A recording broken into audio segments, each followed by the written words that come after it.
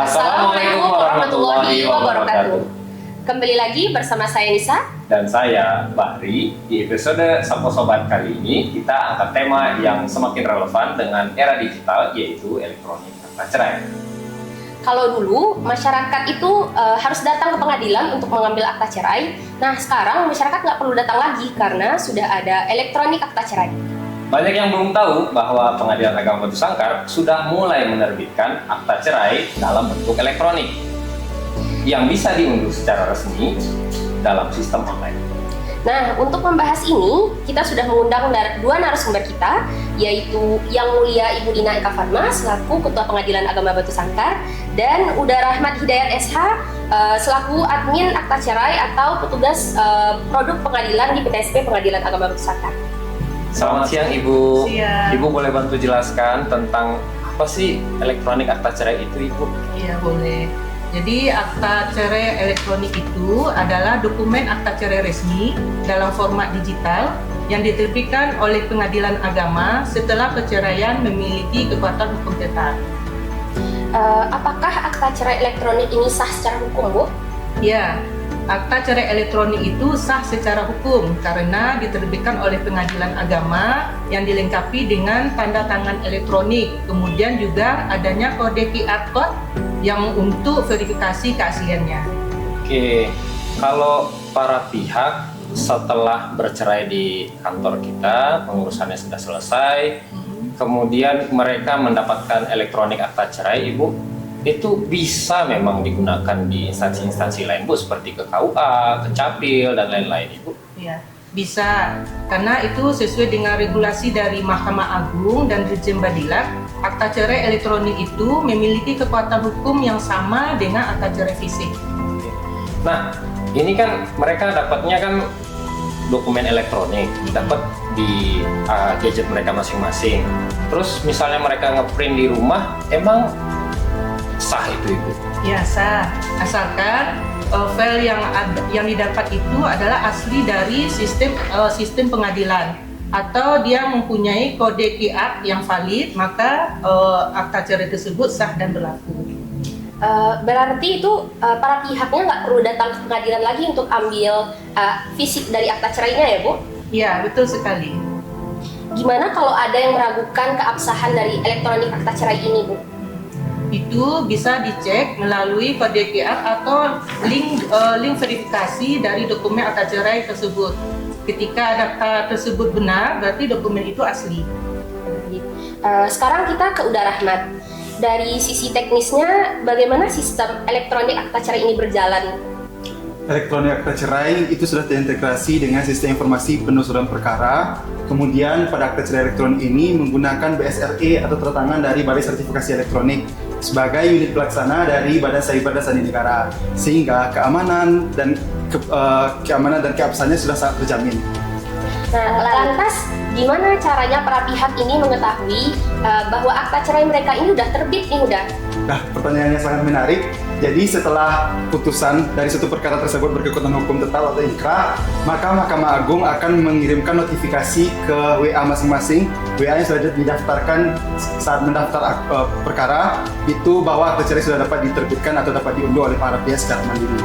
Oh gitu, keren berarti ya udah ya. Jadi kan notifikasinya masuk ke WA tuh, bisa diakses di HP masing-masing. Cuman pertanyaannya, ini ngaksesnya dari HP itu kemana? Baik, jadi nanti para sobat pengadilan dapat mencari di Google eac.mahkamaagung.go.id, kemudian melakukan pendaftaran akun. Kemudian silakan lengkapi persyaratan yang diminta, seperti mengisi jenis pihak sebagai pihak perkara, kemudian mengisi nama lengkap sesuai nama di KTP, mengisi NIK, kemudian silakan melakukan pendaftaran akun. Dan jangan lupa gunakan WA atau nomor HP yang sama ketika melakukan pendaftaran perkara. Oke, kalau gitu apa aja sih udah keunggulan dari elektronik akta cerai ini dibanding dengan akta cerai manual seperti dulu? Tentu banyak keunggulan dan kelebihan yang ditawarkan oleh akta cerai elektronik. Yang pertama tentu lebih hemat dari segi biaya, tenaga, dan waktu. Karena para pihak tidak perlu lagi datang ke pengadilan, dapat mengunduh melalui HP masing-masing dari rumah.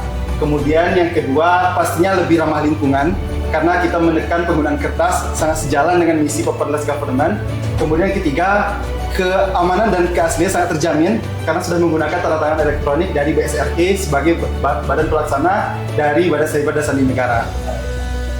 Itu berarti banyak sekali kemudahannya ya udah ya. Betul. Cuman untuk proses ini tetap berjalan dengan lancar, tidak kesulitan para pihaknya, itu apa yang mesti diperhatikan oleh para pihak? Yang pertama harus diperhatikan dulu apakah perkara tersebut sudah putus dan berkekuatan hukum. Karena saya sendiri sebagai petugas produk seringkali menemui di lapangan para pihak mau mengambil akta cerai elektronik, namun ternyata setelah kami telusuri perkara tersebut belum inkrah atau bahkan tidak dikabulkan. Jadi pastikan perkara tersebut dikabulkan dan sudah berkekuatan hukum. Kemudian yang kedua, pastikan nomor HP dan email tetap aktif karena Mahkamah Agung akan mengirimkan notifikasi melalui email dan WA yang terdaftar di awal. Itu berarti kan yang harus diperhatikan oleh para pihak nih. Ya. Nah, tantangan bagi Uda sendiri saat melayani para pihak sebagai adminnya apa aja nih Uda? Tentu karena sistem ini baru, kita menghadapi berbagai tantangan. Salah satunya minimnya pengetahuan masyarakat terkait dengan fitur yang baru ini. Jadi kita harus sabar memberikan pengertian kepada masyarakat mengenai akta cerai elektronik, kemudian ditawarkan. Kemudian jika pihak mengunduh secara mandiri, sering juga kami temui kendala, yakni minimnya pengetahuan terkait cara mengaksesnya gitu. Nah, dengan banyaknya atau beragamnya tantangan yang udah hadapi saat ini, apa solusi yang udah tawarkan atau udah lakukan dalam menghadapi tantangan-tantangan ini? Tentu Pengadilan Agama Batu Sangkar berusaha memberikan solusi bagi setiap persoalan yang terjadi. Karena orientasi kita adalah pelayanan publik gitu kan, jadi harus memberikan pelayanan yang prima kepada masyarakat pencari keadilan. Jadi salah satu solusi yang kami tawarkan, Pengadilan Agama Batu Sangkar sudah membuat tutorial cara mengakses dan mengunduh EAC yang sudah disematkan di akun resmi Instagram Pengadilan Agama Batu Sangkar. Kemudian para pihak jika mengalami kendala dan tidak mengerti dapat menghubungi call center Pengadilan Agama Batu Sangkar selama jam kerja. Kemudian yang ketiga, salah satu ikhtiar dari Pengadilan Agama Batu Sangkar untuk mensosialisasikan akta cerai kepada sobat pengadilan adalah melalui podcast ini. Kami berharap mudah-mudahan podcast ini menjadi jawaban atas pertanyaan-pertanyaan yang terbesit di pikiran sobat pengadilan. Ya, selain itu saya tambahkan juga gitu ya, literasi hukum digital itu sangat penting. Jadi diharapkan dengan adanya akta cerai elektronik ini, masyarakat akan lebih melek hukum dan melek teknologi. Oke, Ibu, ini kita udah sampai di penghujung. Jadi kita mau minta pesan-pesan terakhir untuk masyarakat kita dalam hal elektronik akta cerai ini. Ya, jadi di era digital sekarang ini, jadi kita jangan takut dengan adanya istilah elektronik. Karena layanan elektronik ini pada dasarnya memudahkan, mempercepat, menghemat biaya dan waktu. Kemudian apabila ada kendala atau ragu dalam layanan elektronik ini, maka bisa ditanyakan langsung ke pihak pengadilan. Dari Uda Rahmat sendiri, apa pesan-pesannya untuk masyarakat terkait dengan elektronik akta cerai ini? Oke, untuk sobat pengadilan yang ada di rumah dan menyaksikan podcast ini, silakan gunakan akta cerai elektronik ini dengan sebaik mungkin karena akta cerai elektronik hadir untuk memudahkan masyarakat. Simpan berkasnya dengan aman karena ini adalah dokumen penting dan berguna seumur hidup. Terima kasih banyak Ibu Sama-sama. sudah berbagi ilmu dan waktunya.